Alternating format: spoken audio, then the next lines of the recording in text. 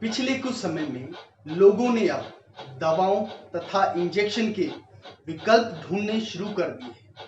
अब लोग ऐसा इलाज चाहते हैं जहां दवाई और सुई का सहारा कम से कम या ना के बराबर लेना पड़े। इसलिए अब वैकल्पिक इलाजों की मांग पिछले कुछ समय में बढ़ी है। इस कारण पिछले कुछ सालों में कपिंग थेरेपी या यूं कहें कि हिजामा थेरेपी भी काफी चर्चा में है। हेलो दोस्तों, मैं आपका दोस्त डॉक्टर राजकुमार बारोडिया। इलाज में आमतौर पर खून चढ़ाया जाता है, लेकिन हिजामा थेरेपी में शरीर से खून निकालकर बीमारी दूर की जाती है। सालों पुरानी इस पद्धति को कपिंग थेरेपी भी कहते हैं। माइग्रेन, जॉइंट पेन, कमर दर्द, साइटिका, स्लिप डिस्क, सर्वाइकल और पैरों में सूजन या सुन्न होना और झंझनाहट जैसी बीमारियों का इलाज इस पद्धति के द्वारा मिनटों में संभव है। सालों पुरानी इस पद्धति से लोग आज भी अनजान हैं, यहाँ तक कि डॉक्टर भी इसके बारे में कम जानते हैं। दोस्तों, आज हम इस वीडियो में बात करेंगे कपिंग थेरेपी या हिजामा थेरेपी क्या है। दोस्तों, अगर आपने अब तक हमारे YouTube चैनल को सब्सक्राइब नहीं किया है तो जरूर कर लें और बेल आइकन को दबाना नहीं भूलें, क्योंकि मैं आगे भी ऐसे कई वीडियो लेके आऊंगा जिनसे आप अपनी बीमारी को समझ सकेंगे और उसका इलाज भी अच्छे से करवा सकेंगे। सबसे पहले हिजामा का अर्थ जानना बहुत ही जरूरी है। दोस्तों, हिजामा अरबी का एक शब्द है। इसका अर्थ किसी चीज को बाहर खींचकर निकालना होता है। यहाँ हिजामा थेरेपी में इसका सीधा सा अर्थ खराब खून को बाहर खींचकर निकालना और रोगी को रोग मुक्त करना है। दोस्तों, वीडियो पूरा देखें। आपकी जानकारी आपके परिवार व रिश्तेदारों के लिए बहुत ही फायदेमंद साबित होगी।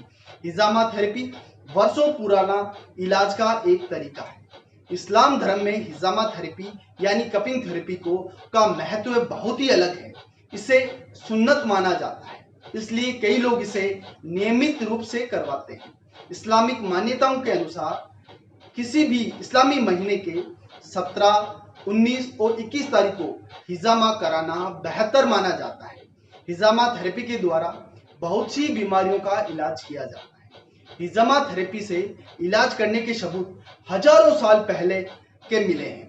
माना जाता है कि हिजामा थेरेपी 5000 साल पुरानी तकनीक हो सकती है। इस तकनीक के द्वारा अरब देशों में बड़े स्तर पर इलाज किया जाता था। अरब देशों के अलावा चीन में भी हिजामा थेरेपी या यूं कहें कि कपिंग थेरेपी द्वारा इलाज किया जाता था। यही कारण है कि इस दुनिया में जो चिकित्सा जगत से जुड़ी सबसे पुरानी किताब है, उसमें भी हिजामा थेरेपी के बारे में जिक्र है। चिकित्सा विज्ञान की सबसे पुरानी medical text book abs papyrus को माना जाता है। इस किताब में भी बताया गया है कि लगभग 1550 बीसी के आसपास मिस्र के लोगों द्वारा हिजामा थेरेपी द्वारा इलाज बड़े स्तर पर किया जाता था। हिजामा थेरेपी यानी कपिंग थेरेपी का जो मूल कंसेप्ट यह है कि एक समय के बाद व्यक्ति के शरीर में गंदे खून की मात्रा काफी हद तक बढ़ जाती है, जो कि धीरे धीरे व्यक्ति की त्वचा के नीचे जमा होने लगता है, जिसे जहरीला खून भी कहा जाता है, जो स्वास्थ्य के लिए बहुत ही नुकसानदायक माना जाता है।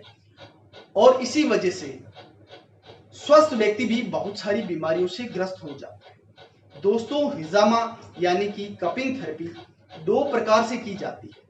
पहली होती है ड्राई हिजामा थेरेपी या ड्राई कपिंग। दूसरी है वेट हिजामा यानी वेट कपिंग थेरेपी।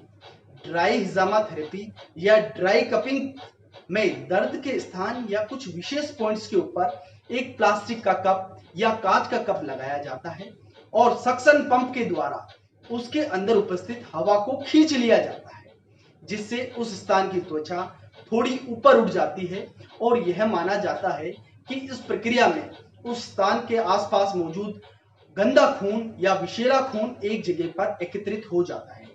वहां पर एक लाल थक्का नजर आने लगता है, जिससे बीमारी वाली जगह पर अच्छा खून शुरू हो जाता है और मांसपेशियों की सूजन और अकड़न हमेशा के लिए खत्म हो जाती है।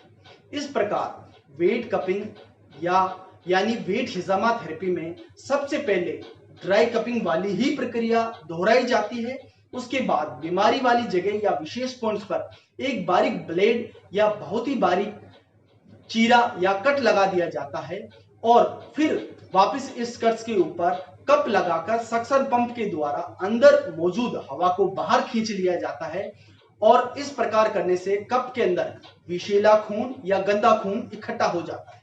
हिजामा के इसी तरीके को सबसे प्रभावशाली तरीका माना जाता है। दोस्तों, अब हम बात करेंगे कि हिजामा थेरेपी या कपिंग थेरेपी के फायदे क्या हैं, ये किस प्रकार लाभदायक है। हिजामा कई तरीके दर्द कम करने में मददगार साबित हुई है। हिजामा थेरेपी इन्फ्लामेशन भी कम करती है। हिजामा थेरेपी के द्वारा ब्लड फ्लो भी बेहतर हो जाता है, जिससे शरीर में नई ऊर्जा मिलती है। हिजामा थेरेपी के द्वारा मांसपेशियों की भी बेहतर तरीके से मसाज होती है। हिजामा थेरेपी से पीड़ित व्यक्ति एकदम रिलैक्स महसूस करने लगता है। हिजामा थेरेपी द्वारा मांसपेशियां भी एकदम रिलैक्स हो जाती है, क्योंकि हिजामा थेरेपी एक प्रकार की डीप टिश्यू मसाज ही है। दोस्तों, हिजामा थेरेपी यानी कपिंग थेरेपी बालों के लिए भी काफी कारगर मानी जाती है। कम उम्र में बाल उड़ने की समस्या आजकल काफी आम हो गई है।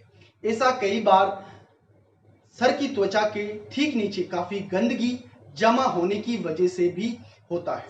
हिजामा थेरेपी द्वारा उस गंदगी को निकाला जाता है, जिससे फिर से तेजी से बाल उगने लगते हैं। डायबिटीज, थायराइड, मोटापा समेत कई अन्य बीमारियों में भी हिजामा थेरेपी के द्वारा इलाज काफी बेहतर माना जाता है। हिजामा थेरेपी खून को साफ करती है। हिजामा थेरेपी हार्मोन लेवल ठीक रखती है। दोस्तों, अब हम बात करेंगे हिजामा थेरेपी यानी कि कपिंग थेरेपी के नुकसान के बारे में। आमतौर पर हिजामा थेरेपी काफी सुरक्षित मानी जाती है। इसे करवाने के बाद किसी तरह के साइड इफेक्ट्स अब तक तो नहीं देखने को मिले हैं। हालांकि इस पर अभी भी रिसर्च किया जा रहा है, फिर भी इसे इलाज के लिए बिल्कुल सुरक्षित माना जाता है। हालांकि कुछ संभावित चीजें हैं जो आपको हिजामा थेरेपी यानी कपिंग थेरेपी के बाद महसूस हो सकते हैं। जैसे कई बार खून निकालने के लिए जो छोटे कट लगाए जाते हैं, उसमें थोड़े दिनों के लिए दर्द हो सकता है। हालांकि ये कट बहुत ही बारीक या छोटे होते हैं, जिससे आपको बस इतना सा दर्द होगा जैसे किसी चींटी के काटने के बाद होता है।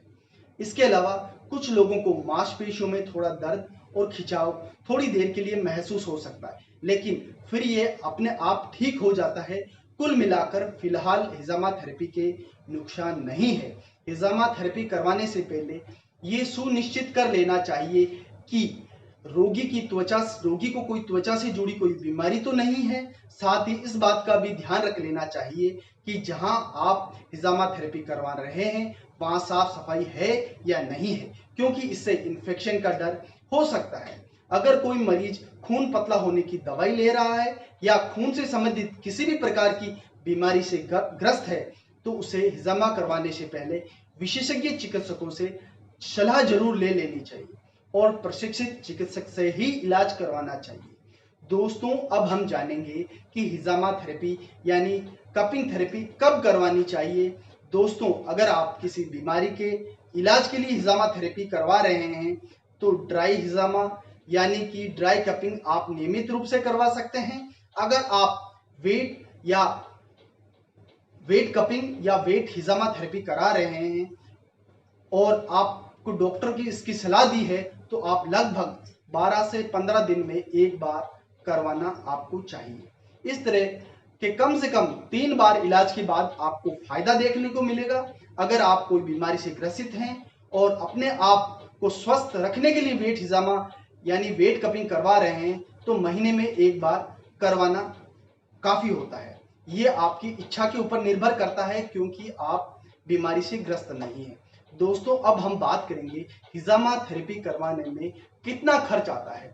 दोस्तों, अलग अलग शहरों में अलग अलग डॉक्टर की विशेषज्ञता और काबिलियत के अनुसार अलग अलग शुल्क लिया जाता है।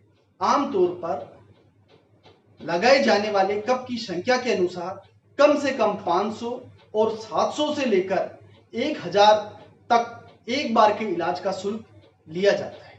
दोस्तों, ये थी जानकारी हिजामा थेरेपी यानी कपिंग थेरेपी के बारे में।